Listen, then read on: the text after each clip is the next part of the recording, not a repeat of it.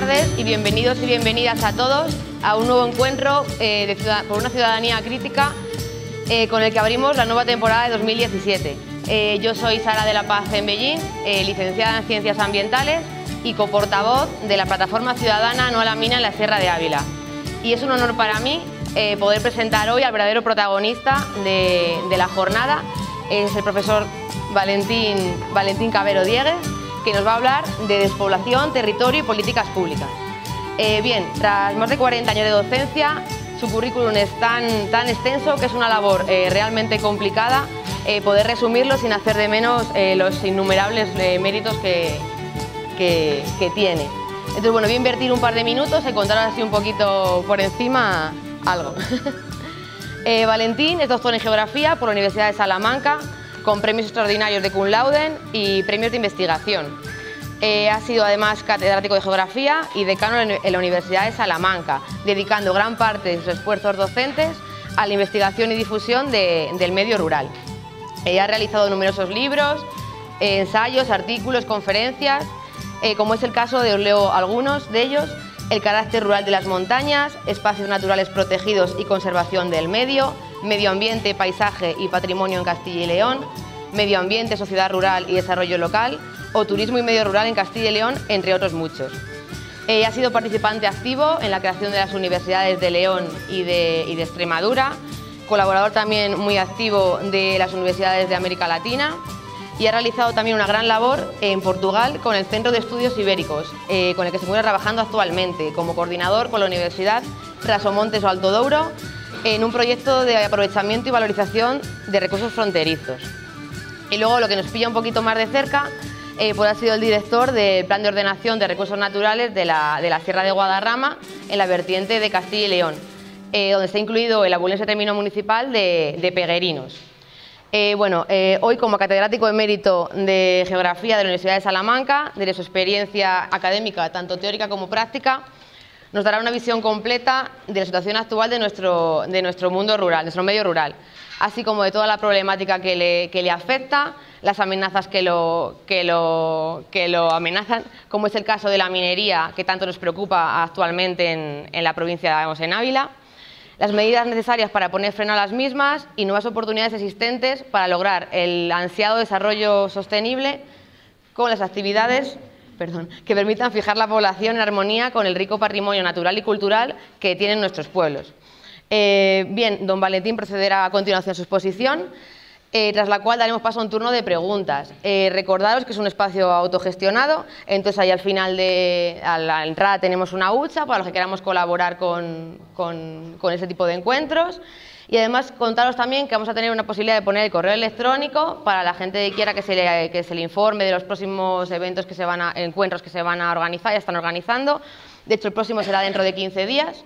Y también comentaros que desde la plataforma No a la Mina en la Sierra de Ávila hemos puesto una mesita allá al fondo también para recoger firmas, por si alguien todavía no ha firmado, para mostrarnos su apoyo, donde también tendremos pues octavillas y demás. Están por ahí los compañeros que os pueden informar de lo que vamos haciendo.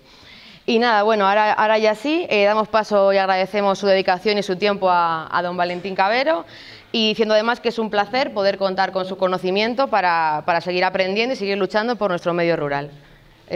Adelante, Valentín. Bien, buenas tardes a todos. Y me alegro mucho estar compartiendo con los habitantes de Ávila, del medio rural y de la ciudad, uno de los problemas que nos afecta más de lleno a nuestra vida cotidiana y a las expectativas de futuro de las tierras del interior de España y más específicamente de Castilla y León.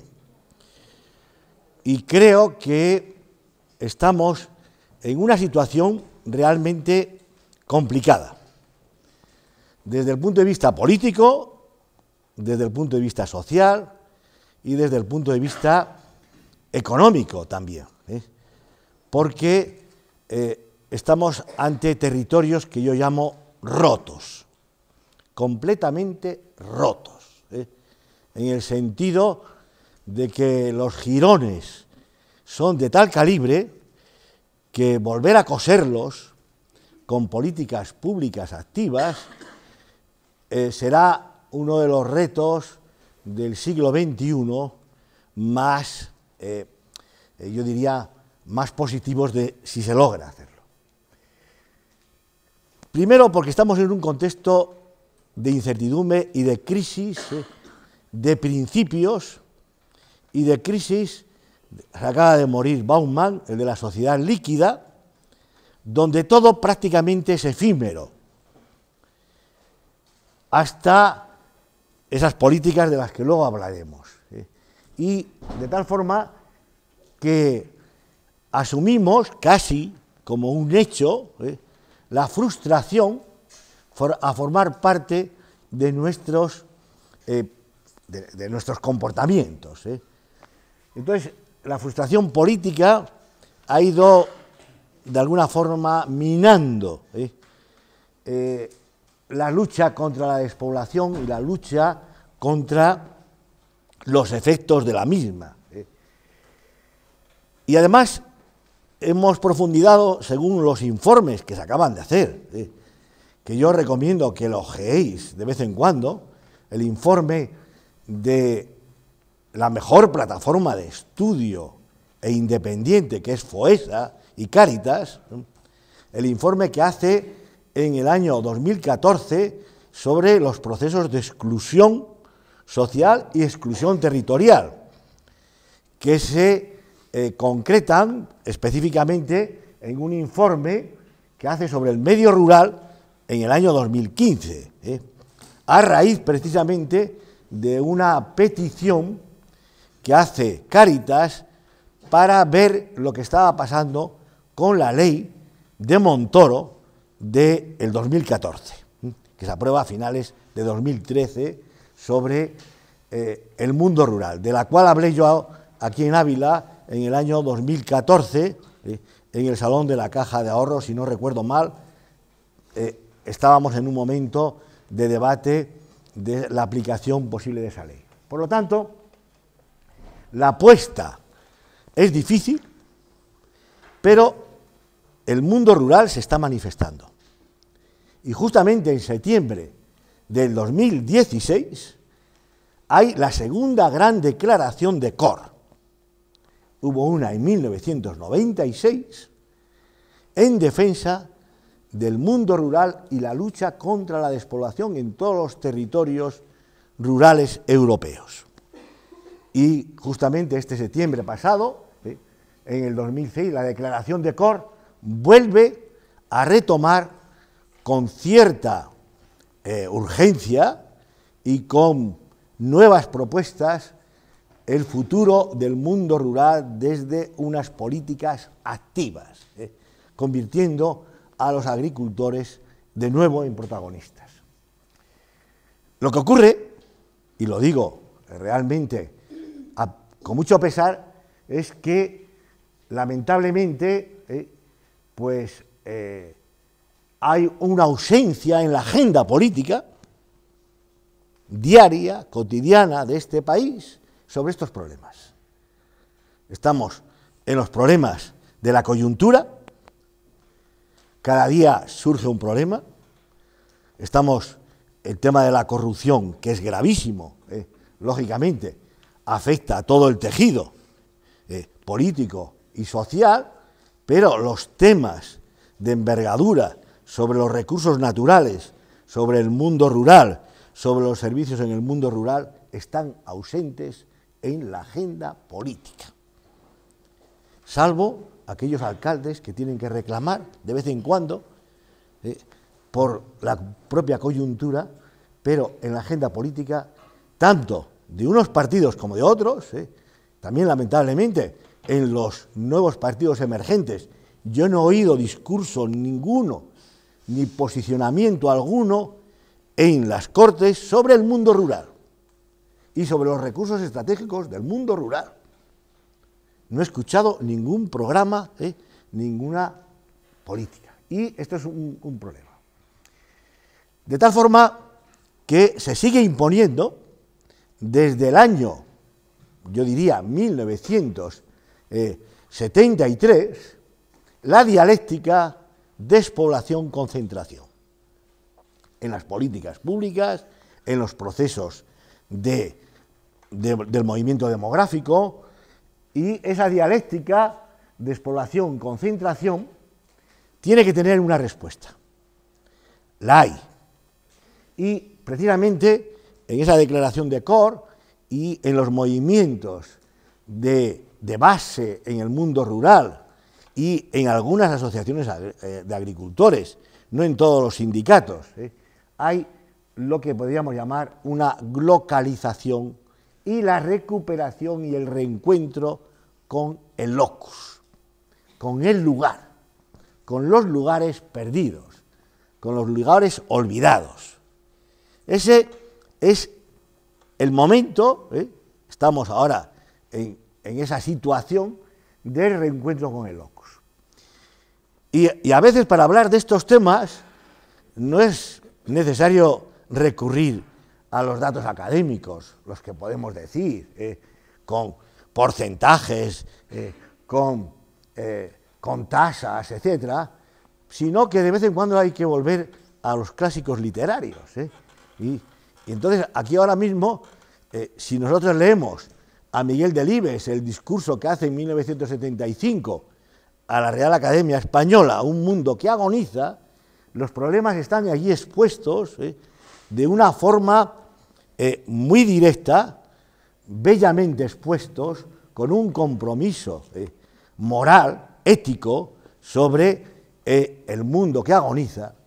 Y acaba de morir la semana pasada, para mí uno de los mayores defensores del mundo rural europeo, y con una pasión en sus análisis, que es John Berger, el ensayista, periodista, novelista, poeta, crítico de arte en Londres, que deja la ciudad de Londres y se va a vivir a las montañas de Saboya, y que ha escrito para mí una de las trilogías más importantes en los últimos tiempos, que es Puerca Europa de sus fatigas, donde habla de la descomposición del campesinado. Esa descomposición del campesinado es la despoblación del mundo rural. Y por lo tanto, si vamos a esas reflexiones también literarias, podemos encontrarnos con algunas de las líneas de trabajo que posiblemente nos ayuden de alguna forma a ese reencuentro con el mundo rural y con las zonas despobladas. Por lo tanto, yo voy a hablar de tres temas fundamentales. Uno, ¿qué significa la despoblación? No voy a daros muchos datos, pero en los periódicos de principios de 2017 aparecía en casi todos, en el 7, el 8 de enero, los resultados del padrón continuo del Instituto Nacional de Estadística, donde todas las provincias de Castilla y León, incluida Valladolid, ya entraban en una fase de pérdida acumulada, que supone que la agenda famosa, prometida por el presidente de la Junta de Castilla y León, de que estos problemas eran generales y que tenían una dinámica propia y que se resuelven, no tienen solución si no hay un cambio de políticas. Bien, entonces la despoblación como proceso de abandono, descomposición del campesinado y desarticulación del territorio. Este es lo que yo interpreto después de estos años en lo que ocurre en España. Hechos que van concatenados unos con otros, que en algunos lugares son muchísimo más hondos, más difíciles, que en otros son más débiles, que en otros apenas se perciben, pero que al final del proceso el resultado es la desarticulación, la descomposición y la descomposición de las agriculturas familiares, que es una de las reclamaciones que ha hecho la FAO justamente en el año 2014, la recuperación de las agriculturas familiares como sostén del territorio.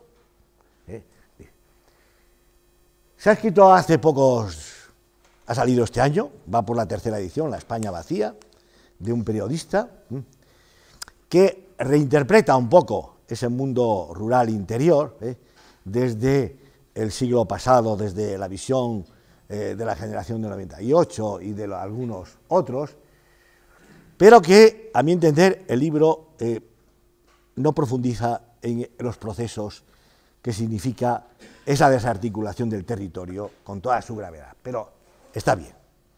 ¿Coincide esto con la España abandonada? Este término de la España abandonada yo lo pongo como un interrogante,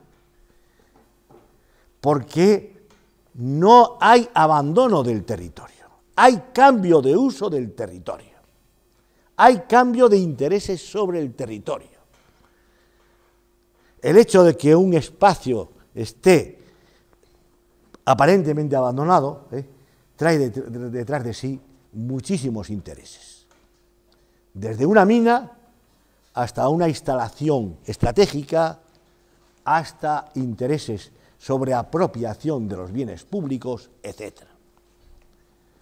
Por eso ese abandono lo pongo siempre en interrogante. Lo que está claro es que la despoblación ha traído a Castilla y León, particularmente a las tierras del interior, lo que yo llamo los grandes estrangulamientos demográficos, que históricamente se producían, acordaros, con crisis demográficas, pero se producían de forma sincrónica, por mortalidades, por guerras, por pestes. Históricamente esos estrangulamientos se han producido, y están muy bien recogidos en las letanías que se rezaban en los pueblos. A peste, fame, velo, liberanos domine. De la peste, del hambre y de la guerra, libéranos. Que se cantaban porque eran las grandes ruinas demográficas, y de las carestías. Pero rápidamente se recuperaban, con un alza generalmente del crecimiento vegetativo. Pero esos estrangulamientos aquí son acumulativos. Desde, en la mayor parte de los pueblos, de Ávila, de Castilla y León, desde el año 1978. Ha habido crecimientos esporádicos de nacimientos, pero algunos llevan con un crecimiento negativo acumulado de 40 años. Y esos estrangulamientos es imposible recuperarlos si no hay un cambio de mentalidad, de filosofía, de relación, de natalidad, de mortalidad, de crecimiento vegetativo negativo, de envejecimiento. Esos son los grandes estrangulamientos demográficos que tenemos que pensar en ellos, cómo afectan al mundo rural. Y van a empezar a afectar al mundo urbano. En poco tiempo, a los núcleos, cabeceras de comarca, ya está afectando el mismo proceso. Y junto a estos estrangulamientos hay que tener en cuenta lo que significa para la despoblación las generaciones y cohortes huecas.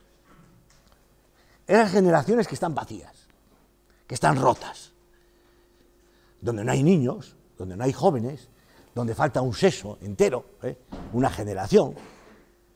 Y que esas generaciones huecas es precisamente las que rompen el ritmo de relaciones, sobre todo cuando se ha producido en masa, en algunos momentos. Y pensemos, cada uno tiene seguro experiencias, de cómo en 10 años, del 70 al 80 o del 60 al 70, algunos pueblos quedaron vacíos, porque fue una generación entera. En la Sierra de Francia, que la han estudiado muy bien algunos colegas, un pueblo como Villanueva del Conde, algunos lo conoceréis, quedó vacío en 10 años. De 1.200 habitantes a 200, 300 habitantes. Aunque de ahí proceda uno de los hombres que con la inmigración salió adelante, que es ahí de Europa, de ese pueblo. Pero el proceso es las generaciones huecas, con lo que supone eso de ese ratio de las relaciones entre sexos, que se rompe con la masculinidad, sobre todo, y que ha supuesto todas esas anécdotas de los pueblos, de los viajes hacia las fiestas de búsqueda de parejas, etcétera, todo un anecdotario que realmente ha distraído los problemas reales, ha distraído los problemas reales de revitalización. Y todo ello lleva a las desesperanzas vitales en las expectativas de futuro, de distintas formas. Y la lejanía frente a la proximidad, ya no hay proximidad en las relaciones, hay lejanía entre la ciudad, aunque uno vaya al fin de semana, y la soledad frente a la convivencia. El tema de la soledad en el mundo rural es realmente trágico, actualmente, en muchas de nuestras zonas, y que supone, por lo tanto, el efecto final, que está muy bien descrito en algunas novelas, como la de Julio Llamazares, La lluvia amarilla, por ejemplo, también describe esa pérdida sobre el territorio, sobre el entorno, sobre la vida, en definitiva, de lo cual se van a aprovechar, como luego veréis, mucha gente. La consecuencia es que las bajísimas densidades, la Unión Europea, os pongo los términos tecnocráticos, a estos territorios le llama territorios de baja densidad. Y son territorios a intervenir, en principio, que los tenemos en toda Europa, pero los tenemos especialmente en la península ibérica y en las zonas también fronterizas, con Portugal tenemos los mismos problemas de esos territorios de baja densidad. Y que supone el difícil control de los recursos públicos, de los recursos naturales. A mí me gusta poner el ejemplo, en este tema, de lo que significa el control de los recursos naturales, el ejemplo de la transhumancia. Es el ejemplo que hemos tenido secularmente en España para control de recursos naturales en territorios periféricos. Y a lo largo de los siglos, estos bienes han estado en usufructo de unos y de otros. Y a partir de un determinado momento, estos y otros recursos quedan al albur de decisiones lejanas muchas veces.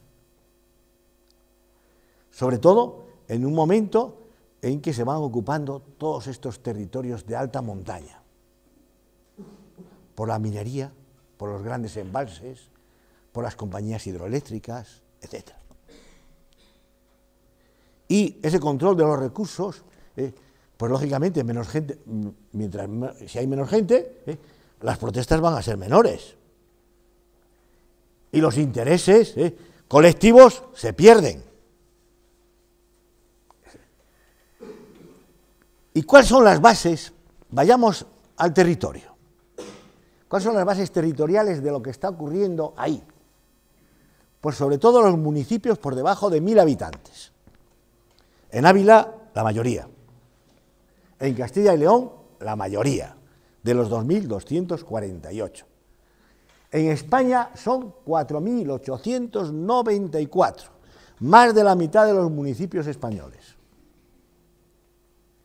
¿Y qué territorio suponen? Cerca de 200.000 kilómetros cuadrados. Casi la mitad de España. Está en espacios de baja densidad o municipios por debajo de 1000 habitantes. De esos, aquellos que tienen 100 habitantes, que en Castilla y León ahora mismo ya son cerca, unos 600 municipios por debajo de 100 habitantes, están abocados a una pérdida absoluta de su control, con muchos miles, yo diría varios millones de hectáreas. de distinta forma. Por lo tanto, el proceso de despoblación lleva a la pérdida de las bases económicas históricas y a esa descomposición que os dije de las agriculturas familiares. A pesar de que estas agriculturas familiares durante estos años han recibido, algunas, las de las tierras llanas, no las de las montañas, han recibido ayudas de formas muy artificiosas, etcétera, de la Unión Europea, el proceso va a ser de concentración de la explotación y de la propiedad. Aproximadamente, desde que estamos en la Unión Europea, las explotaciones se han quintuplicado en sus explotaciones, en su superficie, y la propiedad casi va paralela a esos. Por lo tanto, estamos en un proceso que no solamente es concentración urbana, es concentración de la propiedad, es concentración de las explotaciones, es al final la concentración en el capital financiero, al final, lo estamos viendo estos días en otros ejemplos. Bien, ¿y qué supone eso? La crisis grave de los centros comarcales y de los núcleos intermedios, que pierden capacidad de decisión, capacidad de articulación sobre sus entornos. En Ávila, los centros comarcales han perdido función e incluso no la ha ganado Ávila, la ha ganado Valladolid, la ha ganado Madrid, la ha ganado los bordes de la metrópoli de Madrid, pero no los centros comarcales de Ávila, dependiendo mucho pues, de ese proceso. Entonces estamos con la despoblación, estamos ante tres tipos de fracturas, que las podemos examinar una por una con mayor detalle. Las fracturas endógenas y sociales, que afectan al tejido demográfico, al tejido de todos nuestros pueblos. Esas son fracturas.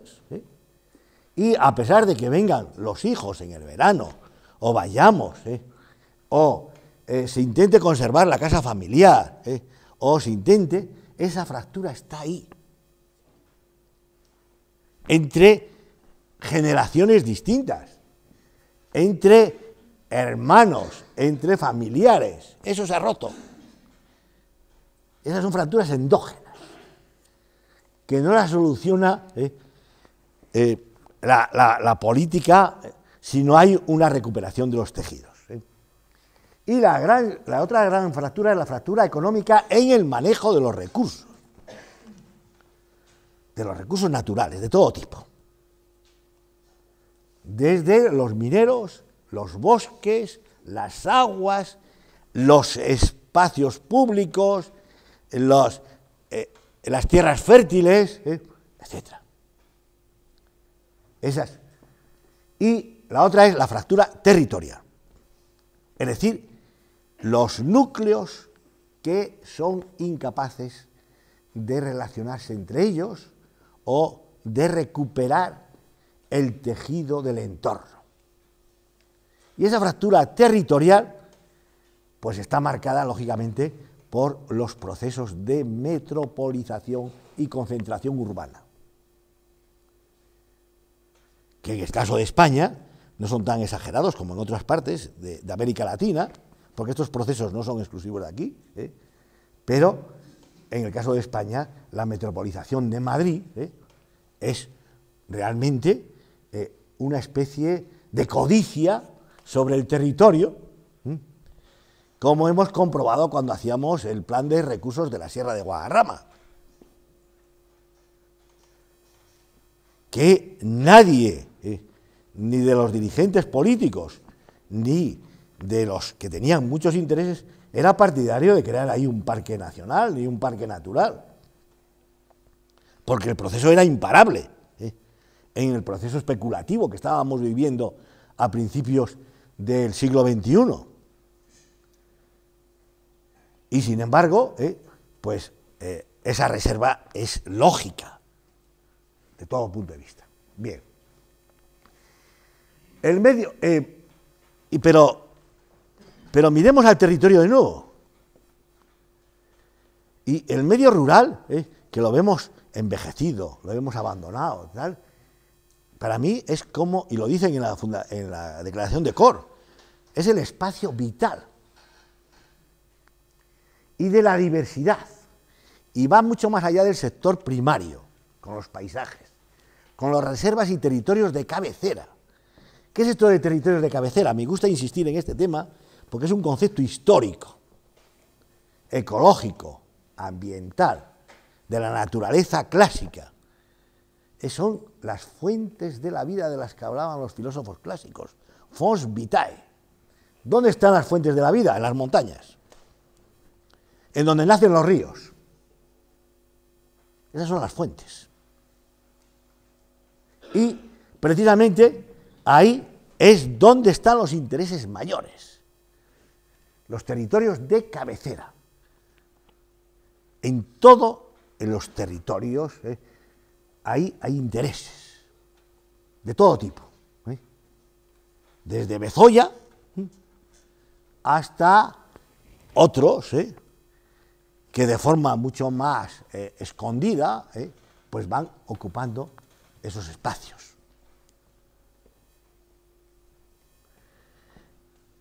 ¿Dónde tiene uno de los espacios de refugio? Uno que fue presidente del Banco Mundial de España, a orillas de un río, un viejo molino recuperado, donde no le molesta a nadie, al lado de unas fuentes, en un río, en la periferia de Madrid, por supuesto, pero porque es una fuente de la vida, es un espacio vital, es un espacio de frescor en la península ibérica. Y por lo tanto eso tiene una fuerza en sí mismo. Y por supuesto el patrimonio natural y cultural. Y aquí hago una llamada. La despoblación, en sus inicios, llevó consigo, yo diría que el 80% del patrimonio rural de Castilla y León. Consigo, lo arrastró. Las mejores joyas de muchas casas no están ahí, están en Europa. ¿Os acordáis de la historia de un tal Erich el Belga? Que se abandonaba una casa y aparecía. Se llevó artesas, se llevó muebles, se llevó estatuas de las iglesias. Fue una ruina del patrimonio natural y cultural, sobre todo cultural, con la connivencia de la Iglesia, de algunos canónigos que tenían poder sobre esos bienes. Eso también hay que decirlo. Y aquí está un poco la ciudadanía como respuesta. Habría que hacerle un monumento a la señora de Foncebadón, en el Camino de Santiago, que con una escopeta vivía ella y su hijo solamente en el pueblo, se opuso a que llevasen las campanas del pueblo. Uno de los curas, párrocos de Rabanal del Camino. Entonces, aquí hay la ciudadanía comprometida con su territorio. La despoblación favorece esos desmanes, lógicamente. Bien, y estamos ahora mismo, en España, si revisásemos el registro de la propiedad en los últimos años, fundamentalmente en el periodo de la crisis y un poquito antes, veríais que muchos de los territorios abandonados ya están comprados. Ya hay un proceso de sustitución.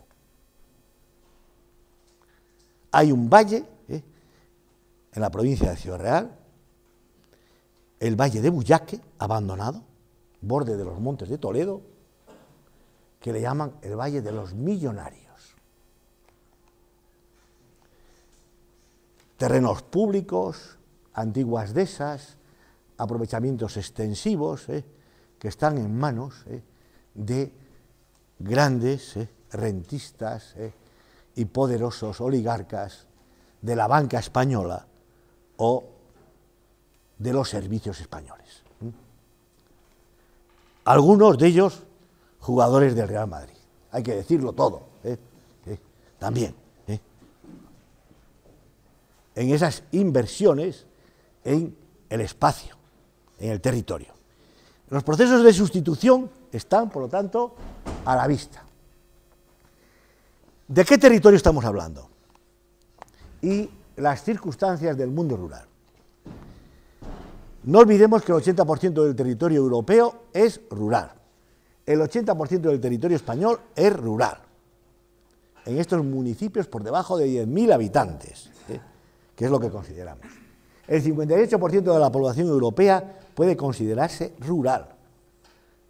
Incluso en Francia, en Alemania, que el tejido, esas fracturas son menores que aquí, porque no se han roto de la forma tan brusca como nosotros, y el 23% de la población española vive en el medio rural por debajo de municipios de debajo de 10.000 habitantes. Por lo tanto, estamos hablando de personas y de territorios realmente significativos. ¿Cuáles han sido las miradas sobre este mundo rural? Yo diría que ha habido, en nuestra historia reciente, ha habido como 4 momentos distintos. Uno, en el que se hablaba del final del campesinado. Hay varios libros escritos sobre este tema y se llaman así. Hay uno de un sociólogo francés que habla, Mendras, del final del campesinado. Hay otro de un ministro que fue presidente del Parlamento Europeo, Enrique Barón, que escribió un librito que es El final del campesinado en España, sobre que los procesos de industrialización, los procesos de urbanización iban a acabar. Pero al mismo tiempo, a principios de los años 90, hay un movimiento en toda Europa sobre el renacimiento del mundo rural, que es cuando empiezan las políticas europeas de ayudas, de fondos al desarrollo local. Ese momento es fundamental porque cambia la filosofía. De una visión pesimista se pasa a una visión positiva. Pero al mismo tiempo hay un momento también en las políticas europeas que es el productivismo. Hay que producir. Y lo que es de subsistencia o no es rentable, hay que dejarlo a un lado. Y pasamos de ese productivismo a una defensa, en los últimos tiempos, medioambiental. Es contradictorio todo este proceso. Y pasamos a los que los movimientos, ahora mismo, y la ONU y la FAO, hablan de la soberanía alimentaria. Esos dos conceptos ambivalentes. Los grandes mercados no hablan de soberanía alimentaria, hablan de seguridad alimentaria. Y los pequeños mercados y las agriculturas familiares hablan de soberanía alimentaria, igual que soberanía y subsidiariedad popular. Entonces, esto también hay que incorporarlo a nuestras políticas, de alguna forma. Y de la modernización tecnológica, pues hay que equilibrar esta mirada con la valoración cultural y patrimonial. En definitiva, ¿qué ha ocurrido con el mundo rural en España y en Europa, pero sobre todo en España? El proceso en España ha tenido 2 momentos claves. Uno, el éxodo rural galopante, con el plan de estabilización del año 1959, que llega hasta 1973, aproximadamente, ese proceso. Por lo tanto, estamos ahí como década y media en que tiene que desaparecer el mundo rural.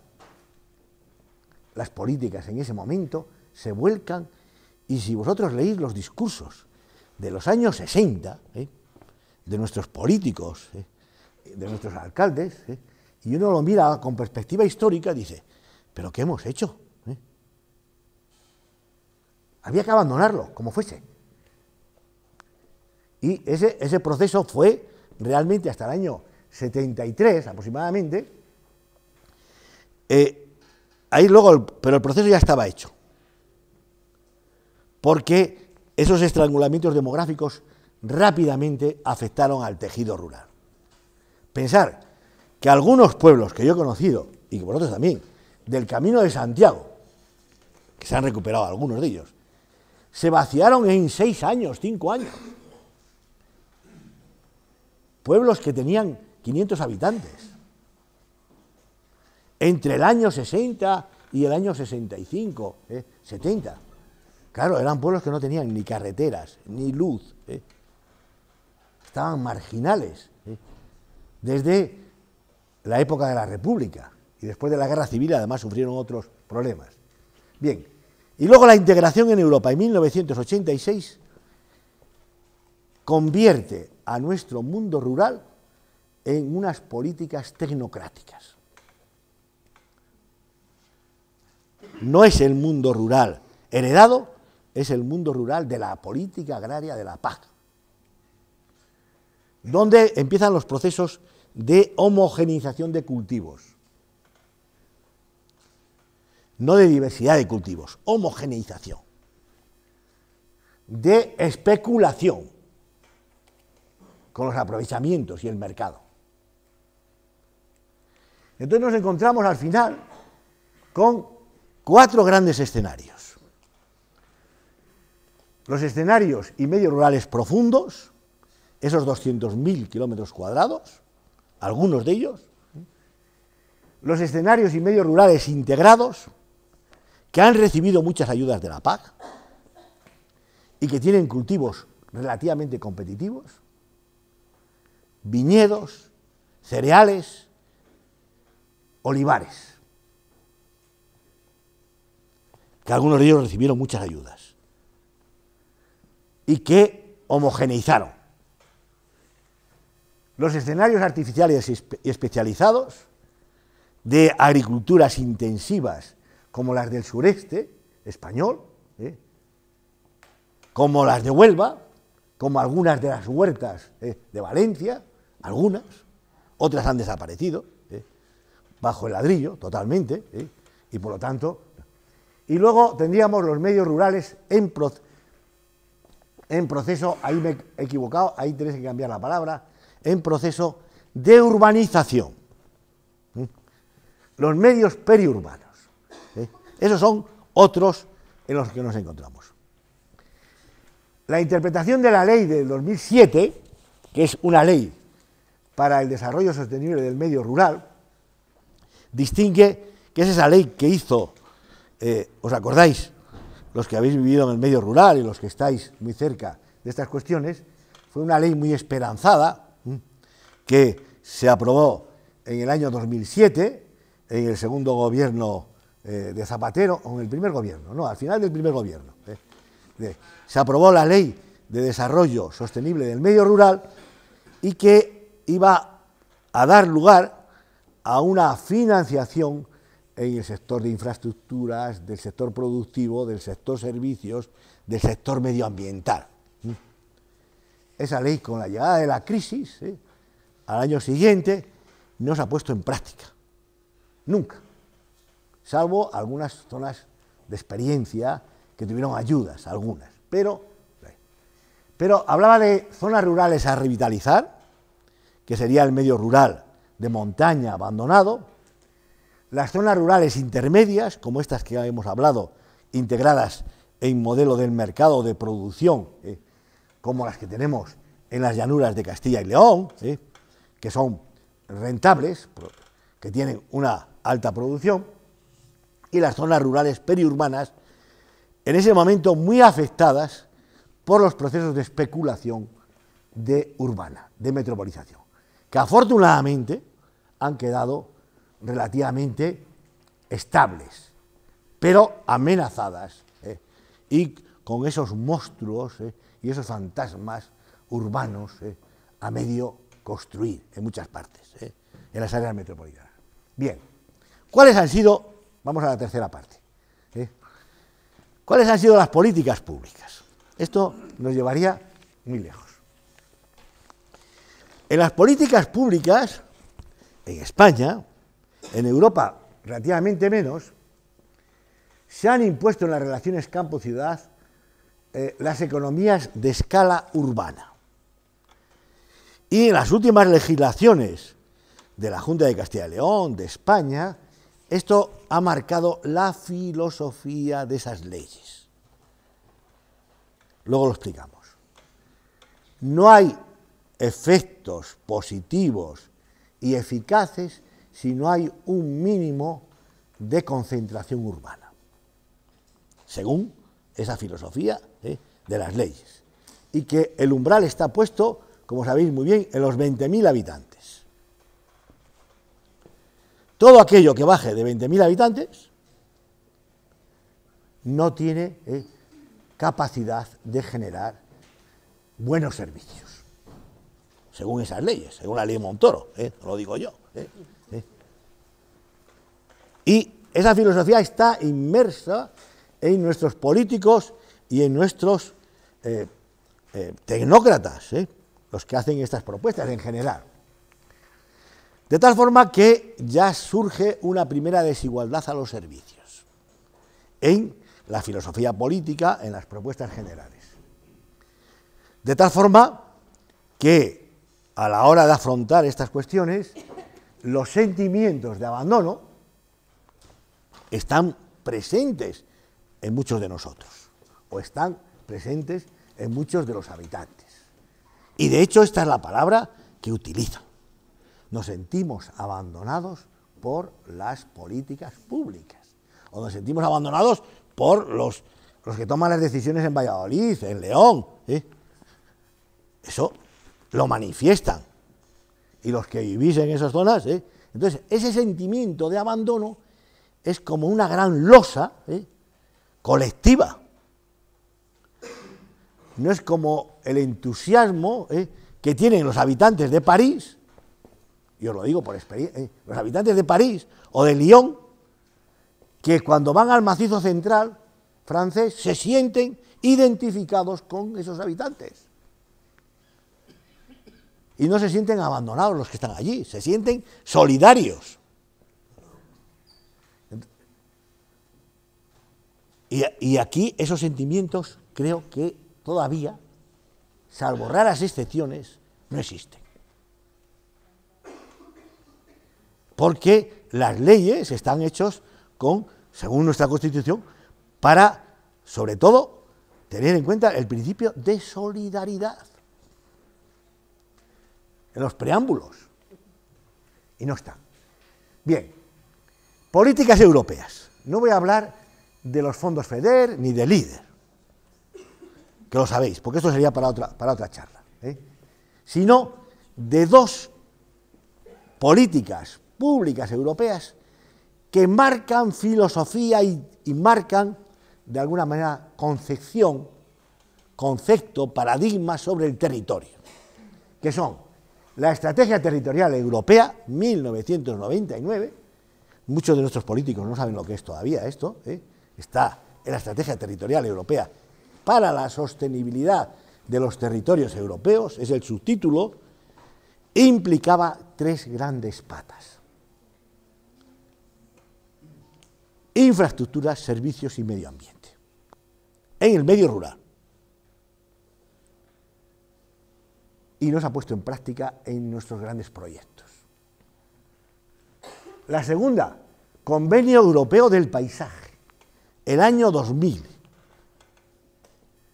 aprobada y defendida por el Consejo de Europa, donde se defiende, frente a los procesos de destrucción masiva que estaba habiendo con todos los procesos especulativos de urbanización, la defensa de los paisajes culturales, no solamente de los paisajes naturales, sino de los paisajes culturales.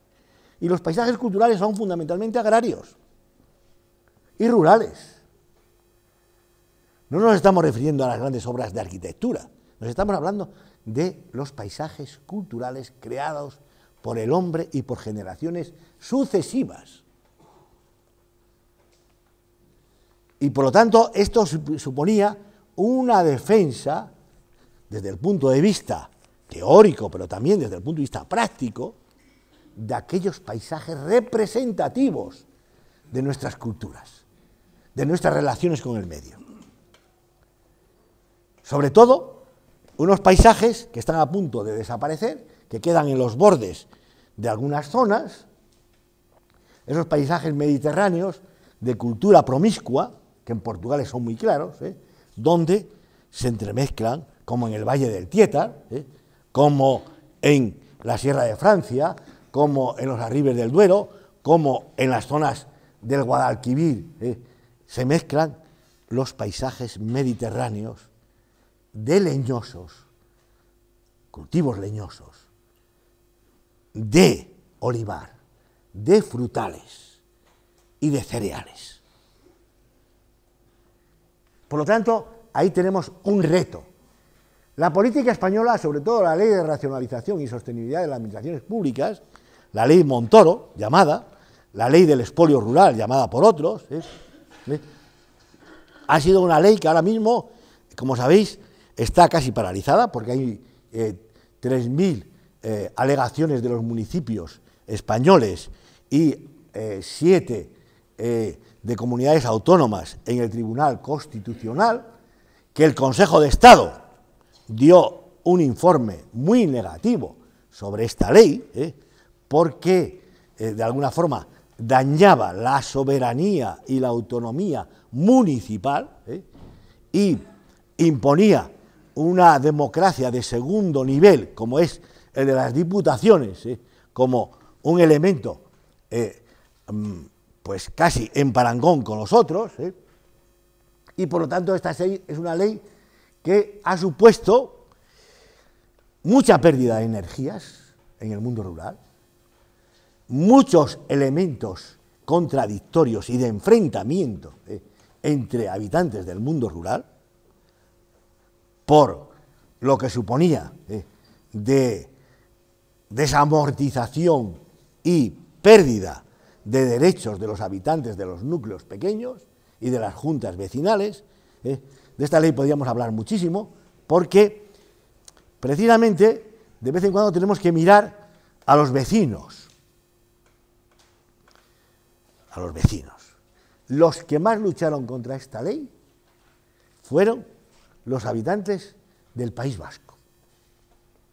Hay que fijar, y sobre todo los habitantes de la provincia de Álava, porque tenían defensa de sus bienes públicos comunales de las juntas vecinales, que Álava tiene muchas juntas vecinales, igual que León, igual que Burgos, igual que Palencia. Y ahí es donde hubo un debate muy positivo, muy creativo, y además lograron paralizar una gran parte de la ley, los habitantes y los representantes en el Parlamento Europeo. Bien, esta ley consagra, como os dije antes, los 20.000 habitantes como umbral demográfico y positivo para hacer políticas públicas y reconstruir nuestro tejido administrativo. Detrás de esta ley, lo digo otra vez aquí, había aparentemente, yo creo que de facto, una especie de tercera desamortización. La hay, si se sigue poniendo plata. Al dejarles sin derechos a las juntas vecinales y a los concejos, que poseen en Castilla y León 2,5 millones de hectáreas, o más. Son datos contrastados estos. Y luego tendríamos la política regional, que es una especie de serpiente repetida, un año, otro año, desde el año 90, desde la mejor ley que se ha hecho, lo digo aquí, sobre ordenación del territorio, era muy sencillita, en el año 85. 1985 se hace una ley de ordenación de Castilla y León cuando deja el gobierno Demetrio Madrid, y los que sois muy jóvenes esto no lo habéis vivido, los mayores sí, Demetrio Madrid, y lo coge el gobierno Nalda y hace una ley, no fue ley, fue un proyecto de comarcalización. Es desde el punto de vista técnico y desde el punto de vista de concepción de proyecto regional, bueno, pues se han hecho borradores, se han hecho directrices, se han hecho para tener entretenido a toda la región durante 30 y tantos años, y surge este proyecto, finalmente, que se llama Losergo. Fijaros, ya el nombre es tecnocrático a más no poder, que es ni más ni menos Ley de Ordenación y Servicios del Gobierno del Territorio de la Comunidad de Castilla y León. Ahí hay una falta, en mayúscula, Castilla y León.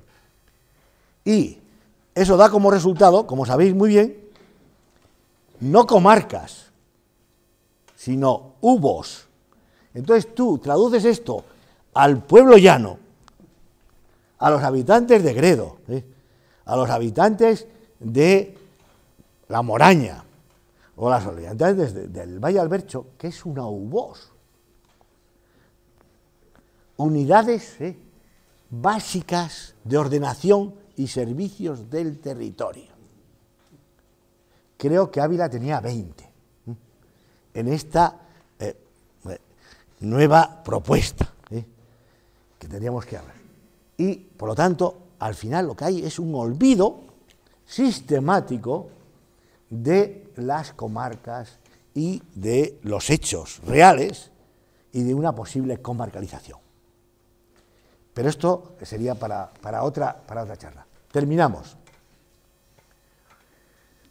Creo que estamos todavía a tiempo, difícil, de retornar a la escala local o comarcal, cuando digo local hablo de comarcal, y el reencuentro con el locus. Hay un movimiento a escala internacional, a escala europea, de lo que llamamos topofilia activa, el amor por el territorio,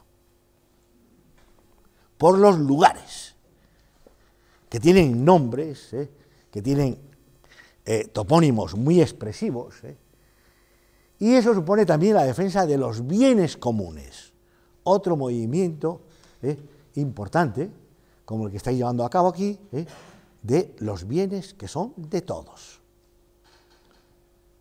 Generalmente estaban recogidos en nuestras ordenanzas locales y concejiles de forma explícita. Y el desenmascaramiento de las nuevas formas de apropiación del territorio, que se está produciendo de forma muy clara en algunos lugares. Os he citado algún ejemplo, podríamos citar bastantes más. La empresa de Berkeley, una empresa australiana que especula con la bolsa y con las minas en Londres, pues quiere quedarse de alguna forma con los espacios del uranio en la provincia de Salamanca, que están gestionados por una empresa nacional, ENUSA, Empresa Nacional del Uranio, y que ha roto esa empresa un acuerdo que tenían de estudio, de investigación con Berkeley hace algún tiempo, pero esta empresa acaba de comprar, no sé si se habrá materializado ya también, unas 500 hectáreas en el entorno de la zona de Retortillo, donde está el balneario y donde posiblemente quieran abrir en tiempo breve otra mina que, según los estudios de ENUSA, de la Empresa Nacional de Uranio, no son rentables, pero sí se puede especular con ellos. Y las reservas mineras son generalmente a medio o largo plazo y tienen unos componentes especulativos clarísimos. Bien. una llamada a la ruralidad habitable y llena de vida, como os dije antes, las economías verdes que se están imponiendo en muchas partes y un enfoque local ascendente del desarrollo. Termino con ese decálogo que es mucho más amplio, yo solamente os pongo los términos de la declaración de COR en el año 2016 y los retos que ellos ponen para el siglo XXI. Inclusión, identidad y diversidad de las zonas rurales como un patrimonio público común, el fortalecimiento de las cadenas de valor y de producción en el medio rural, incluidos los mercados locales, como hacen en Francia y en algunas partes también de Centro Europa, el apoyo decidido a la revitalización y ruptura de los estrangulamientos, la conservación del patrimonio natural y cultural como un reto común, la gestión inteligente y sostenible de los recursos, la lucha y mitigación del cambio climático, el medio rural y esos espacios de los que hemos hablado son la clave, la participación en la sociedad del conocimiento, y aquí quiero hacer yo una, honor y recordar a algunas de las personas que defienden estos proyectos.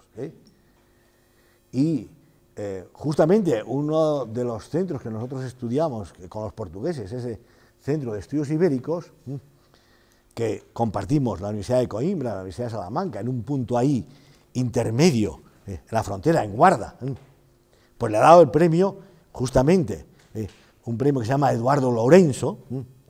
No os voy a preguntar quién es Eduardo Lourenço, porque es el escritor, el ensayista portugués más reconocido, no es Saramago, para los portugueses Eduardo Lourenço es una especie de persona de referencia, y ese premio se lo hemos dado a José María Martín Patino, el jesuita, que murió el año pasado, por su defensa de la sociedad del conocimiento en el mundo rural y la creación de unos centros, los centros CODEL, que eran centros de desarrollo local para que las personas mayores entrasen en contacto con la sociedad del conocimiento de una forma natural, no impuesta, sino de una forma natural.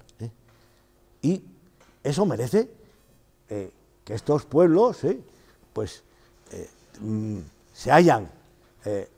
tengan más autoestima, tengan más capacidad de relación, etc. Bien.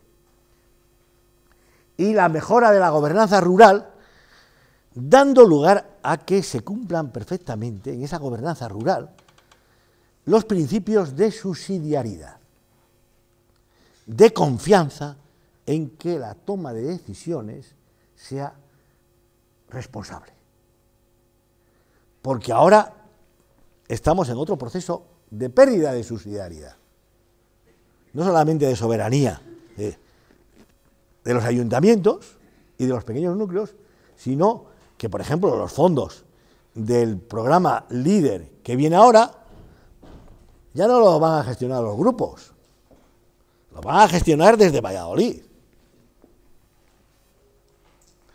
Hasta no tienen confianza en que la contabilidad la puedan realizar de forma correcta, responsable. Es lo que tengo entendido, Bien. Y simplificación de la burocracia a la hora de tramitar estos apoyos y estas ayudas, y transparencia y evaluación de tales apoyos y de tales políticas públicas.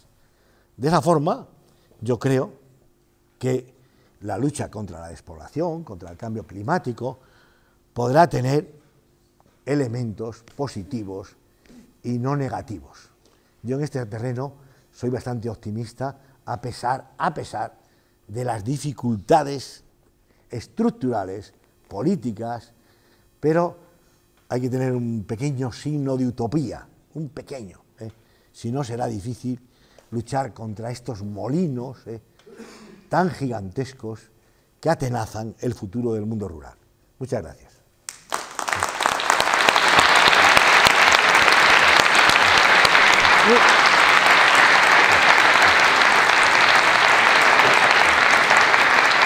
Ahora pregunta.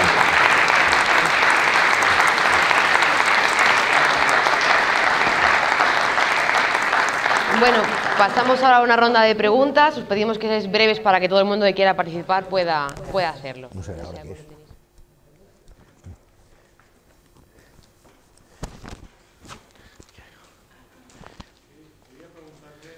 Hay uno antes que tú.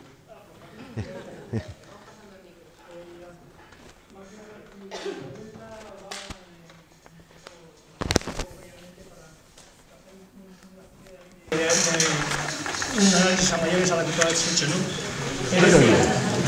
Es decir, hoy acabo de escuchar que se han hecho públicos unos datos referentes a la población de Castilla y León que hablan de unos 30.000 personas aproximadamente que representan el 36% a nivel nacional. Que dice que más de un tercio del abandono de Castilla y León es a nivel nacional, ¿no? Digamos. Con lo cual eso viene a rebatir las razones que apunta nuestro presidente Herrera de que es un elemento transnacional más bien, ¿no? Quiere decirse que en Castilla y León está más concentrado que en otros sitios. Entonces yo veo que los pequeños núcleos urbanos están en un proceso quizás ya de irreversibilidad en el asunto de tomar soluciones, aunque hay que ser un tópico, como tú bien dices, pero yo me temo que las soluciones son complicadas, ¿no? Porque, por ejemplo, los núcleos pequeños que sabemos todos que no generan recursos por sí mismos y que están subsistiendo a base de las subvenciones estatales por número de habitantes, y ese número de habitantes se está definiendo continuamente, pues la mayor parte de la población joven ya abandonó esos núcleos y ahora mismo se está produciendo un descenso de la población por el fallecimiento de la gente mayor. Entonces los recursos municipales que se están destinando a abastecer los servicios públicos como el abastecimiento de aguas, tratamiento de aguas residuales, alumbrado público y demás, al final no van a poderse financiar. Entonces yo veo las soluciones muy complicadas. Lo que tú has hablado también de la política agraria común, de la gran concentración que se está produciendo en grandes terratenientes, pero un pequeño número de personas, porque la tierra por sí sola en pequeñas cantidades la hemos abocado a que no sea productiva por los precios de los productos que son de hace 20 o 30 años. Entonces la gente está vendiendo sus propiedades a esos agricultores porque no pueden subsistir con ellas y porque la política agraria común, que se ha convertido en especulativa totalmente, se está produciendo un proceso de venta de los derechos a esos grandes agricultores. Con lo cual me temo que, evidentemente, el planteamiento que tú has hecho de mostrarnos una realidad que todos más o menos conocemos en gran medida, me lleva a preguntarte, y perdona por la extensión de mi exposición, a cuáles son las soluciones difíciles ya y creo que en muchos casos casi irreversibles. Gracias. Bueno,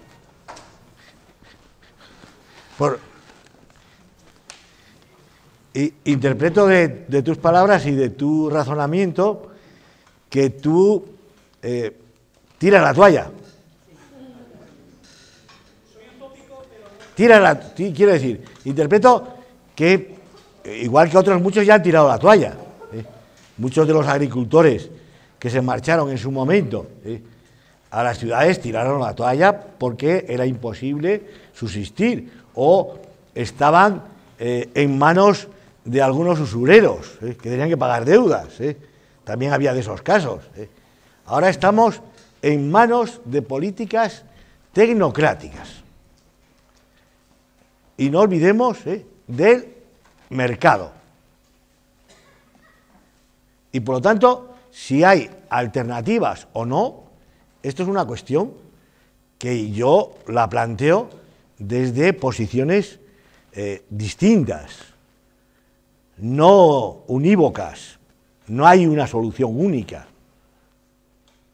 Pero la respuesta de los habitantes del mundo rural, creo que hasta el momento ha sido una respuesta rota, fragmentada, en defensa de intereses muy coyunturales o en defensa de intereses muy particulares.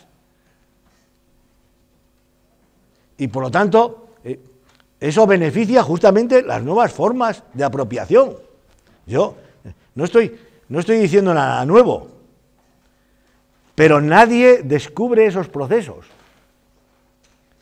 Los vive, pero no los manifiesta. Como no se han manifestado otros. Pero los bienes públicos, con la ley, y eso se detuvo. ¿Por qué? Porque hubo un movimiento fuerte, hubo respuesta de algunos municipios, de algunas plataformas. ¿Por qué lograron paralizar la ley o detenerla o estabilizarla o que no se cumpla? Veremos. La ley de Montoro. Porque había un interés muy claro, y esa es la filosofía que tú me has dicho, que los pequeños municipios no son eficaces en el cumplimiento de sus servicios y que tenían competencias, que es la palabra que aparece en la ley, competencias impropias, que no les pertenecían, que les pertenecían al municipio superior. Y sin embargo están manteniendo el consultorio del médico y otros servicios. Y se demostró, y que eran municipios que estaban endeudados, no. Se demostró con los datos, y los municipios que reclamaron lo hicieron, que los pequeños municipios eran más baratos en los servicios que prestaban. Un estudio hecho por el alcalde de Monleras, en la provincia de Salamanca, demostraba claramente que ellos tenían servicios gratuitos. ¿Por qué? Porque con los bienes públicos y comunes podían costear servicios mejores. Y de hecho, en algunos municipios se están haciendo todavía. Pero como la ley decía que estaban... ¿Quiénes estaban endeudados? Los grandes municipios, como el de Ávila, como el de Salamanca, y los grandes municipios como las grandes capitales, Madrid, Barcelona, Zaragoza, Valencia, Málaga, Sevilla. La única gran capital que no estaba endeudada era Bilbao, que por eso recibió el título, el alcalde, el mejor alcalde del mundo, un año antes de morir, Iñaki Azcuna. Es decir, que ahí nos han creado una filosofía de que los pequeños municipios son ineficaces. Naturalmente, en el momento que se despueble todo un valle, pues naturalmente podrán meter ahí, como en algunas zonas, 800 vacas, o 900 vacas, o 1000, una corporación anónima, que seguramente tenga capital financiero del Banco Santander, del Banco de Bilbao, y que seguramente vivirá como los que cobran la PAC, tú lo has dicho, vivirá en la Gran Vía de Madrid o en la Castellana de Madrid. No vivirá en San Pedro del Arroyo. Entonces, eso hay que desenmascararlo. ¿Y quién lo puede hacer? Los habitantes del mundo rural. Es mi opinión. La plataforma de Omaña, en la provincia de León, logró movilizar justamente a los concejos para defensa de la representación concejil y los bienes públicos, que en ese valle prácticamente el 80% del territorio es público, no es privado, como en La Moraña. Entonces, esto es un tema muy delicado, pero que falta. Por eso decía que en la agenda política y en la agenda ciudadana estos temas no están presentes. Y deberían estar más presentes. Porque eso que dices tú de acaparamiento de tierras, no son los pequeños terratenientes de La Moraña o de la Tierra de Campos los que se van a beneficiar, se beneficiarán una parte. Los grandes están más lejos. ¿Quién ha comprado las últimas grandes dehesas en la provincia de Salamanca?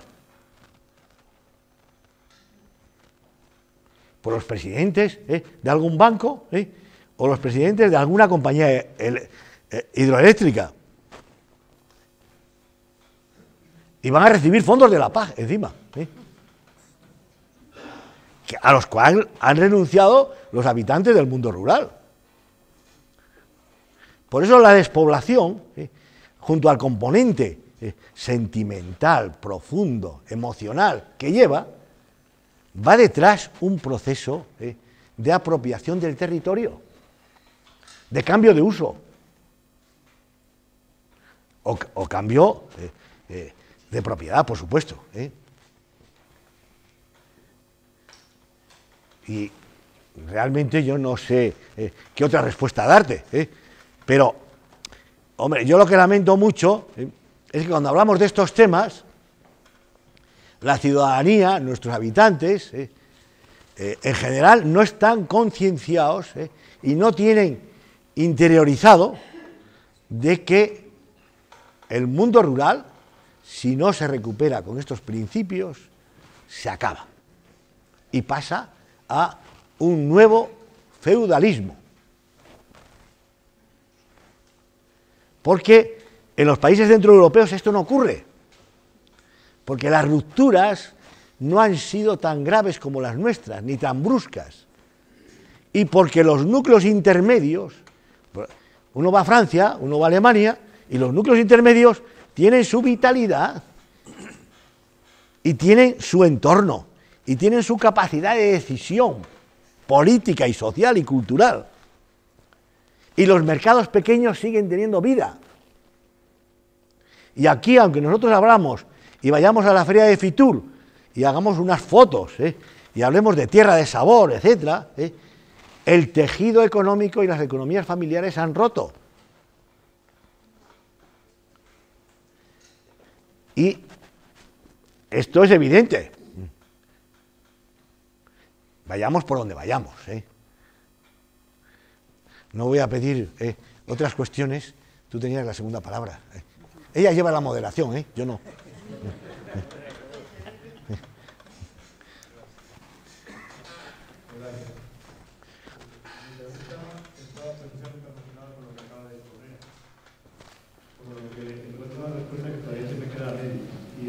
En relación con los pequeños municipios. Castilla y León es un ejemplo de ese problema. El municipio o el concejo o el ayuntamiento son claves en el desarrollo de una zona. Y tenemos un ejemplo de lo que está pasando el problema en Castilla y León, pero también en Ávila, y luego hablo particular castellano, especialmente en la zona de la Sierra de Ávila, y donde nos encontramos con el problema de la mina. Pero quiero colocar que es el inicio de más minas que quieren hacer con toda la Sierra. Ahí tenemos por 20 municipios. De 100 o menos habitantes, algunos casi inexistentes. Yo quería preguntarle, y ese es el fondo del asunto, si entre el gran municipio, que al final hace diluirse, como bien ha dicho, pues, la sustancia, que transforma un territorio, que transforma marinas, un territorio, entre el gran municipio y esos pequeños municipios que realmente están muy desasistidos, muy incapaces, muy destruidos muchas veces, muy de espaldas muchas veces, ¿existe alguna experiencia intermedia, es decir, de poder organizar de una forma eficaz esos municipios? ¿Existe alguna manera sin caer en ir a grandes municipios? Esa es la pregunta. Bueno, la pregunta es cómo solucionar la pérdida de capacidad de los pequeños municipios en su gestión cotidiana y en la defensa de sus entornos. Esto es un poco... La unión hace la fuerza. La unión de diferentes formas. Por eso, cuando ahora yo hay al final de la gobernanza, eso implica dos cosas: asociación y cooperación. Asociación de pequeños municipios en plataformas de servicio. Hay esas comunidades que han sido muy técnicas, pero no estaban asociadas en principios de defensas comunes de otros valores, porque el que te recojan la basura está muy bien, pero si al mismo tiempo no defiendes que los caminos estén limpios, que los viales estén perfectamente accesibles, si no defiendes el patrimonio, pues es una cosa puramente técnica, no humana, no crea. Entonces, la asociación y la cooperación están en la base de estas acciones comunes. ¿Cómo? ¿Cómo hacerlo? ¿Hay algunas experiencias? Sí, sí, hay experiencias. Yo diría que en Castilla y León, por ejemplo, y aquí hay gente que participa muy directamente en algunos municipios, se pueden contar casi con los dedos de la mano aquellos pequeños municipios que tienen una gestión realmente modélica. Antes cité uno, podía citar otro, ¿no? Moleras. Moleras es un municipio pequeño que el principio de asociación está presente en la vida diaria, el principio de cooperación está presente en la vida diaria, tienen actividades comunes de tipo tradicional de la facendera, del concejo, del trabajo común, han logrado, y este es un tema que sí se puede, Moleras, te podía hablar de otro ejemplo, Juzbado, que también tiene una filosofía parecida, donde comparte las cuestiones culturales y la gestión municipal en asamblea y en asociaciones abiertas. Entonces, sí hay ejemplos de asociación y cooperación. Lo que ocurre es que muchas veces ese tejido local debe contar, y este es un tema, tanto para Ávila, pero para Castilla y León en general, muy, yo diría, muy positivo, pero muy delicado, y es la población que vive fuera de ese municipio, pero que está vinculada por lazos de propiedad, de vivienda, de tal, a ese lugar, que es lo que se llama técnicamente, y así lo contemplan ya los censos de población, la población vinculada.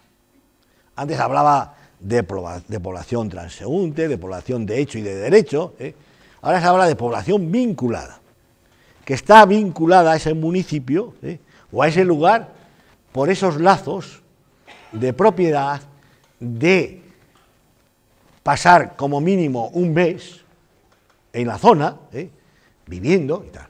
Esa población vinculada en Castilla y León es aproximadamente de 1 millón de habitantes.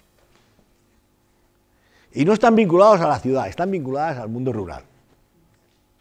Que viven en Madrid, que viven en Bilbao, que viven en Barcelona, que viven en San Sebastián, etc. Y que esa población, de alguna forma, tendría que ejercitar la defensa de esos bienes públicos igual o más que los habitantes residentes habitualmente. Eso se hace mucho en Francia. La población vinculada es como uno más. Y se siente, no se siente ningún extraño. Aquí hay a veces recelos. Y sin embargo, 1 millón de habitantes en el mundo rural de Castilla y León es el que de alguna forma está manteniendo muchas casas. Que el patrimonio no se haya destruido del todo. Que no haya desaparecido del todo. Destruido se ha destruido mucho. Entonces, esos dos procesos de asociación, población vinculada y cooperación, como se hacía antiguamente en los valles. En un valle había cooperación en el manejo del agua, que se ha perdido. Uno va por los valles de las montañas de León o de la montaña de Ávila y se ha perdido esa cooperación, desangrar el río, mantenerlo entre los municipios, aguas arriba y aguas abajo. Y ahí hay un tema muy delicado, que son los jóvenes. Los jóvenes. Los jóvenes no conocen esos principios. O no participan. En Moleras, afortunadamente, sí. Y además, en ese pueblo, para que veas un ejemplo, pongo este ejemplo porque ha sido reconocido con el premio Fuentes Claras, es el único municipio de Castilla y León, creo, junto con uno de Burgos, no sé cuál, sí, que tiene un campo de trabajo internacional con jóvenes en el verano. Un municipio de 240 habitantes.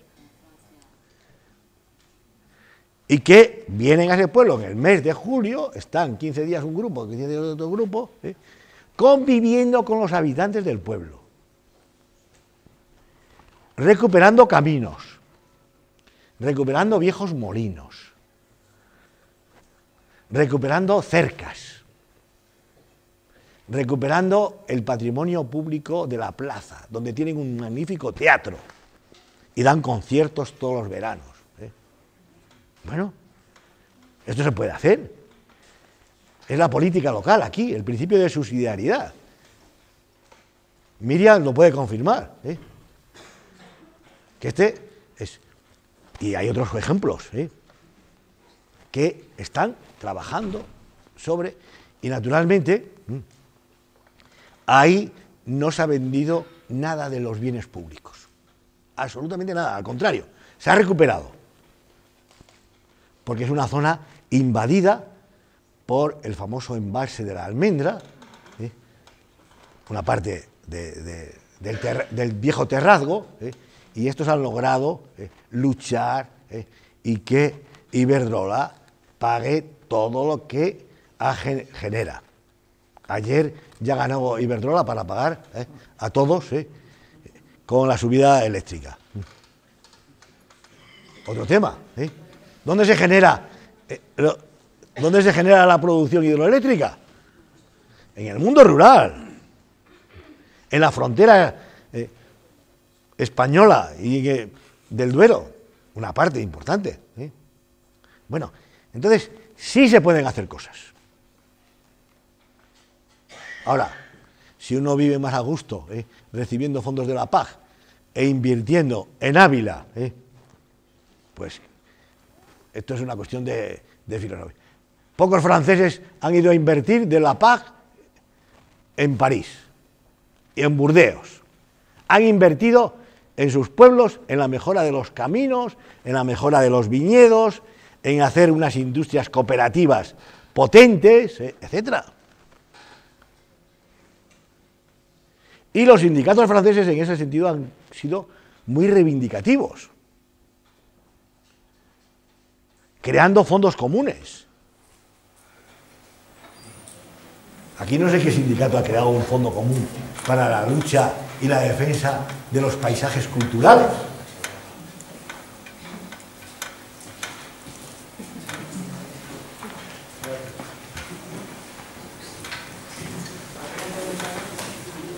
Aquí.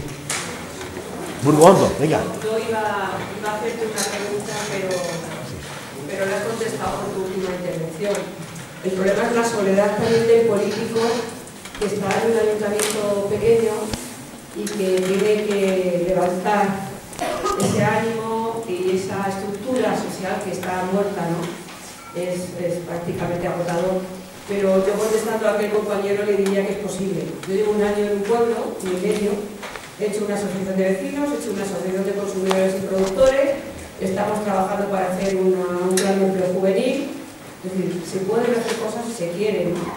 Y yo creo que lo que tenemos que ver cada uno es de dónde estamos, lo que podemos hacer en la línea de lo que Vicente nos ha comentado. Y realmente estamos con el micrófono para agradecer a Valentín su intervención. Creo que es una de las cosas más maravillosas que he oído últimamente, la claridad de la exposición y todo lo que nos ha aportado y nos va a ayudar con esta intervención. Gracias.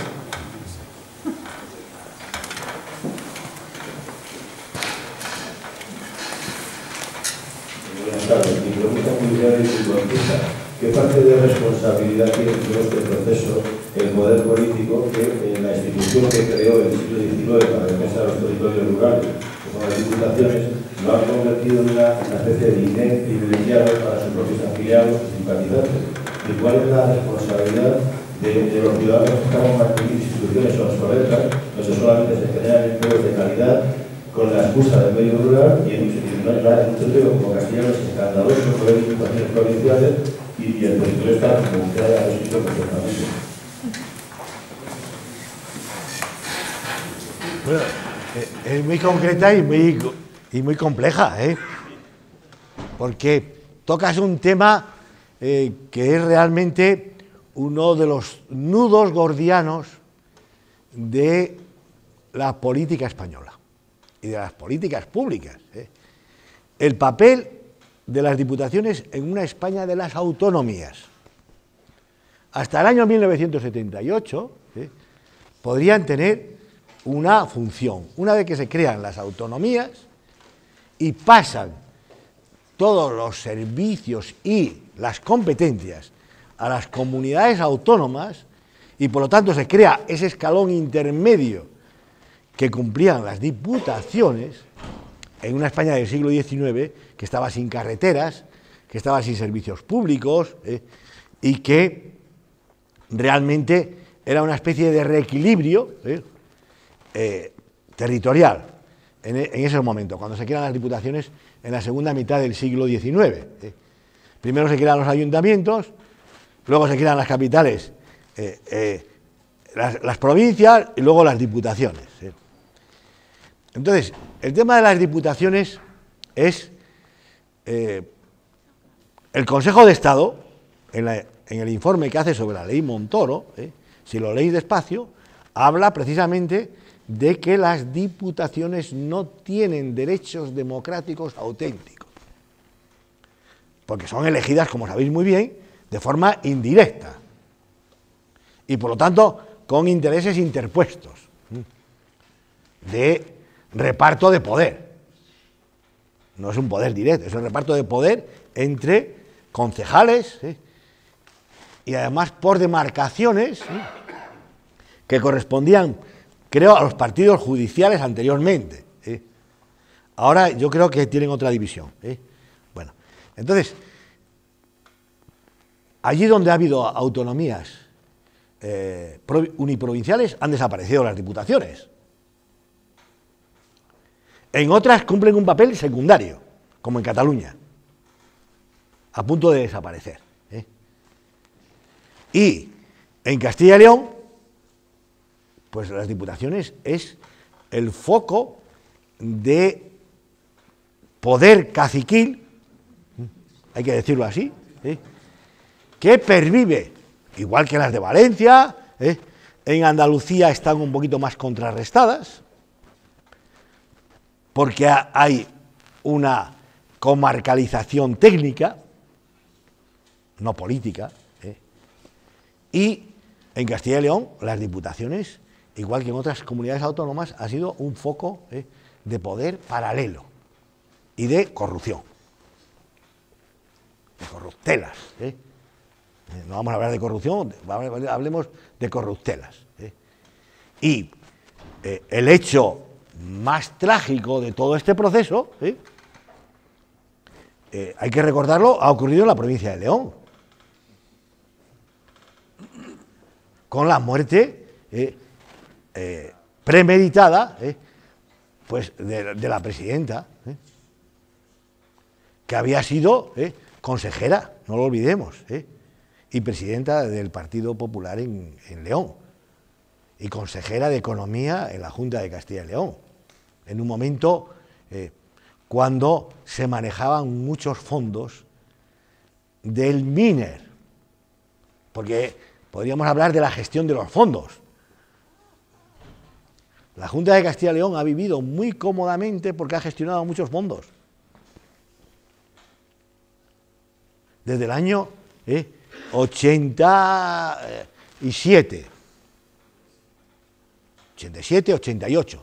Antes no, porque no habíamos ingresado en la Unión Europea. Y esos fondos no son de Castilla y León, eran de Europa la mayor parte. Y las diputaciones indirectamente han manejado también muchos fondos en el momento en que el Fondo Social Europeo tuvo mucho, invirtió, o cuando éramos región objetivo 1, pues hasta que fuimos región objetivo 1, las diputaciones y la Junta de Castilla y León manejó muchos fondos. Ahora no, ahora maneja menos. Aproximadamente un tercio de los anteriores. Pero yo creo que el tema de las diputaciones es una cuestión de voluntad política doble, de Estado y regional. Y ahí los dos partidos políticos mayoritarios, en esos momentos, se han repartido responsabilidades. Ahora no, pero antes sí.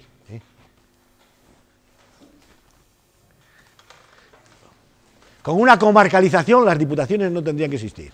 Con una comarcalización efectiva. Buenas noches. Coincido que efectivamente no hay municipios ineficaces, sino políticas ineficaces. Y de la misma manera que no hay una solución única, no puede haber un planteamiento para resolver el problema único.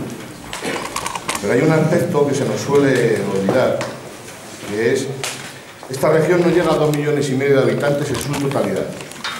Hay comarcas que, sin tener el concepto de ser zona rural, no llegan en su conjunto a 20.000 habitantes. Esto significa que trasciende lo que es el mundo rural tal y como algunos lo entienden. Porque la cabeza de comarca, efectivamente, el sector de la agricultura y la ganadería es minoritario en su economía, pero vive de la comarca.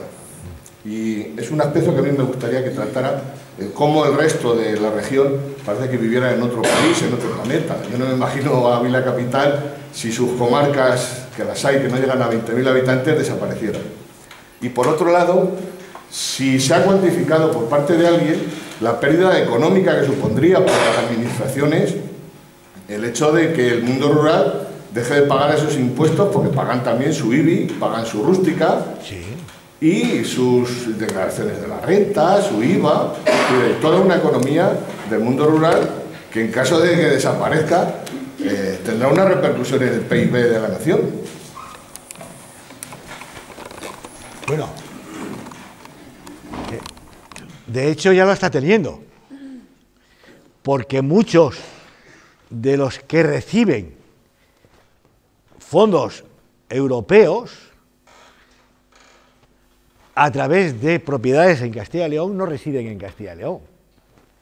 Y pasa como con las grandes empresas, no tienen su domicilio fiscal, muchos de ellos en Castilla y León. Y por lo tanto ya tenemos una pérdida de recursos en esos procesos.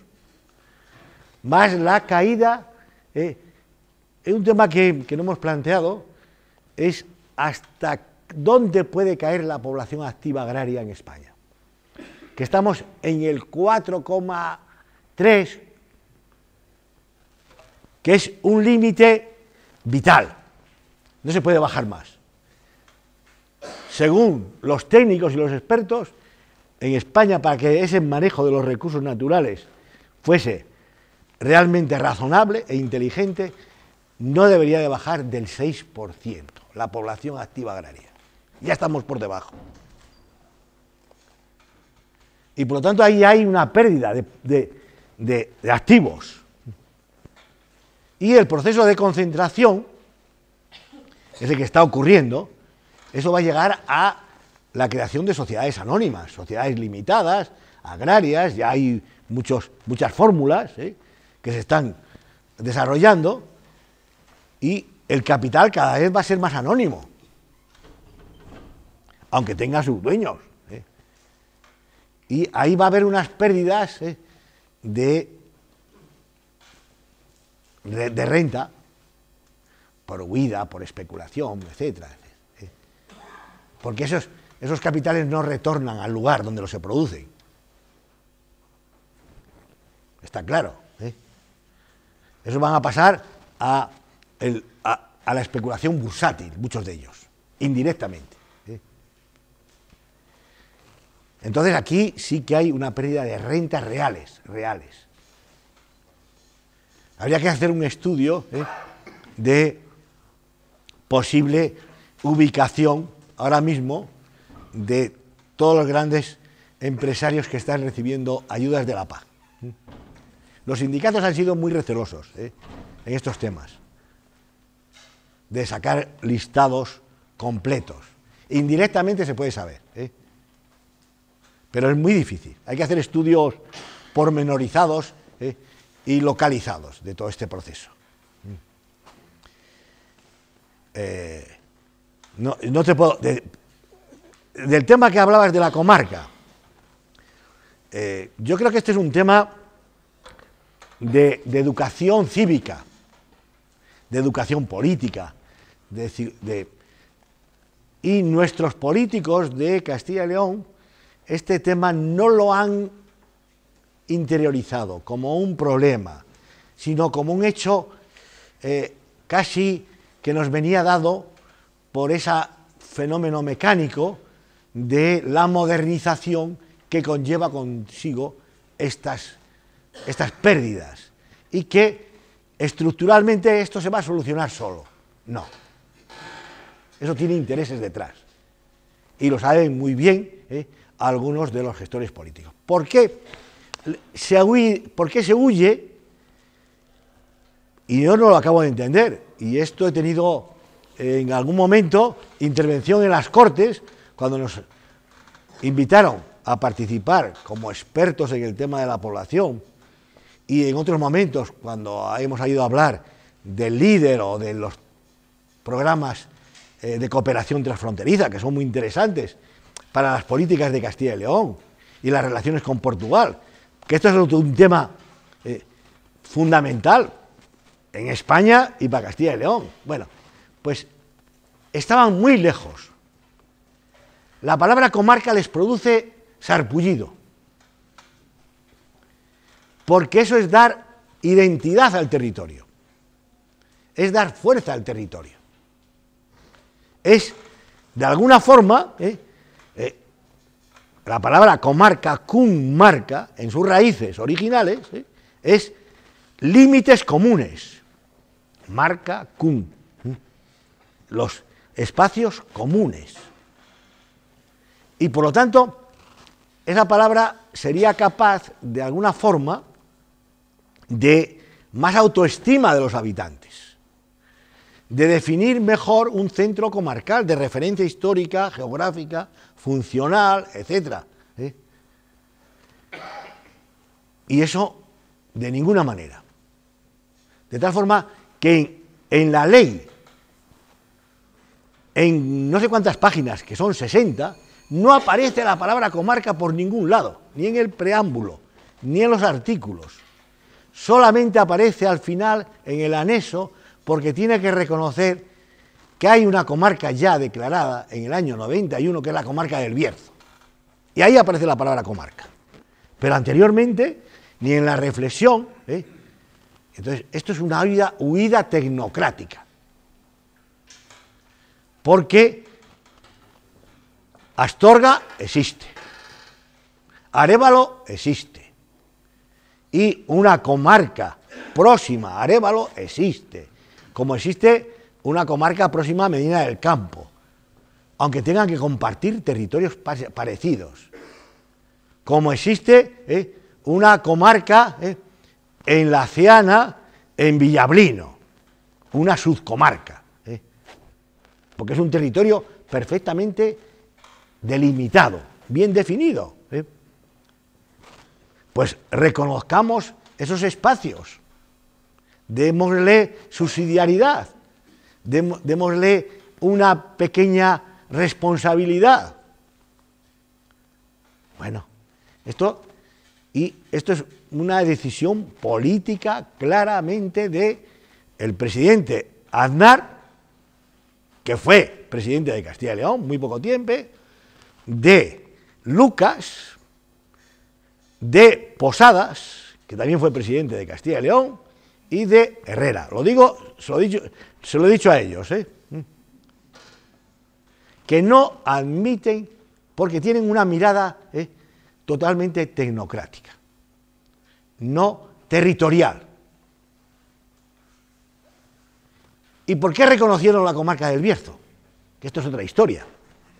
La única que está reconocida, como sabéis muy bien, en una ley de 1991, es la comarca del Bierzo. Porque fue un acto político de intentar, por un lado, frenar los procesos de segregación de la provincia de León y de los movimientos localistas, que tienen mucha fuerza, y al mismo tiempo intentar parar de tener una sangría de votos más hacia la izquierda, que en el Bierzo venían gobernando y tenían un papel con la minería muy fuerte y con la industria en el entorno de Ponferrada.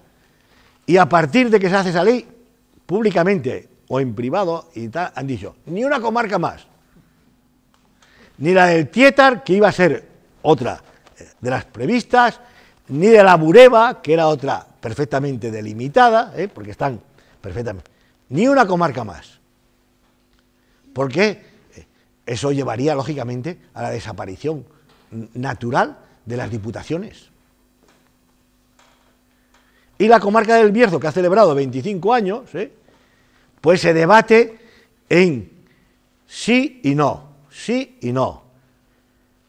La Diputación de León le da unas pequeñas parcelas en el tema fundamentalmente cultural del Museo del Bierzo, que es un museo magnífico. La Junta de Castilla y León le da unos pequeños dineros para que se reúna el Consejo Comarcal del Bierzo, pero la cesión de carreteras, de medio ambiente, de servicios, etcétera, eso nada, Y este tema, pues está ahí. Lleva el Partido Popular en Castilla y León, os lo digo, para que no os lo olvidéis, y no tengo aquí lo que hacer aquí, lleva gobernando desde el año 87 hasta ahora. 1987. Y ha sacado una ley de directrices del territorio, una ley de urbanización, y no se ha hecho absolutamente nada. Nada. Porque entre más se despueble, mejor.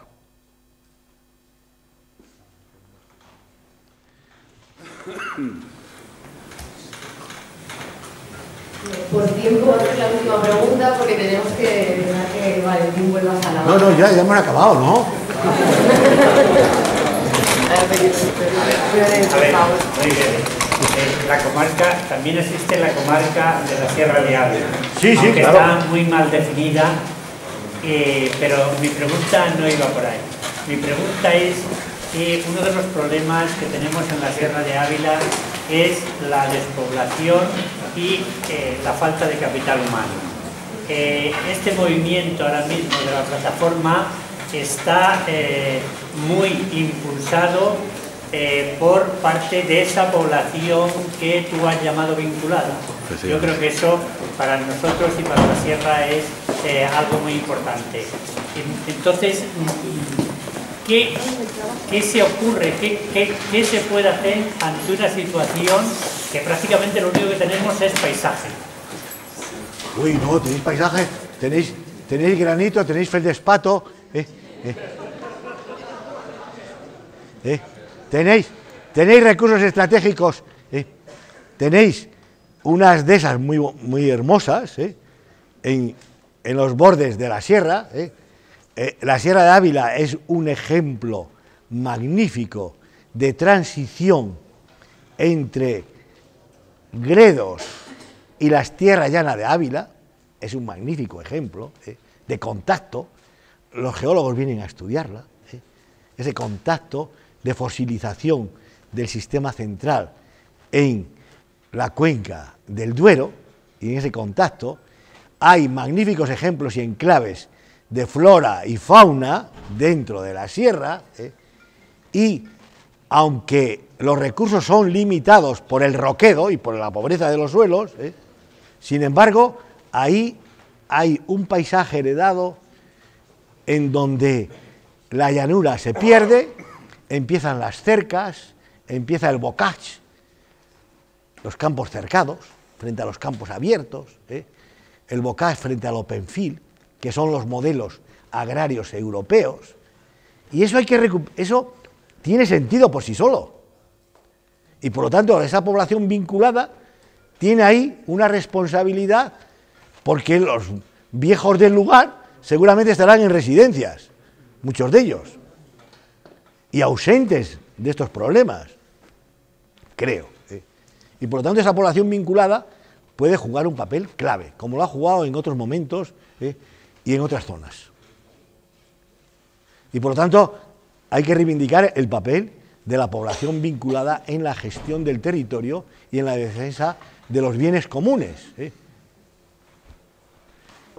Estamos en una hora prudencial, ¿no? Hasta otro.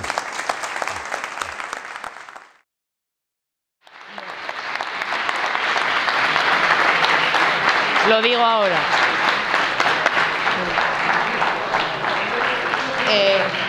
Bueno, al hilo de todo esto quería comentar que el hecho de la Sierra de Ávila es un claro ejemplo de que si se quiere se puede hacer las cosas, porque de hecho la empresa que quiere poner la mina en el proyecto pone que se va a aprovechar porque es una zona despoblada y de bajo nivel cultural. Entonces con esto le estamos demostrando que ni somos pocos en la sierra ni no tenemos ese nivel cultural que nos dicen. Lo que hemos hecho ha sido presentar más de 4.000 alegaciones durante el periodo de menos de un mes. Hemos recogido más de casi 120.000 firmas en change.org y un montón que tenemos ya recogidas en formato de papel, que os invito si queréis a la salida, los que no lo habéis hecho, que firméis. Entonces es un ejemplo de que las zonas que aparentemente están despobladas pues tienen población vinculada, aunque viva fuera del territorio, y se pone a trabajar cuando ve que tocan a su tierra. Y nada, muchas gracias a todos por asistir a este encuentro. Invitados a que participéis en los próximos, que se os comunicarán por correo electrónico. Y muchas gracias a Valentín por habernos cedido su tiempo y sus conocimientos.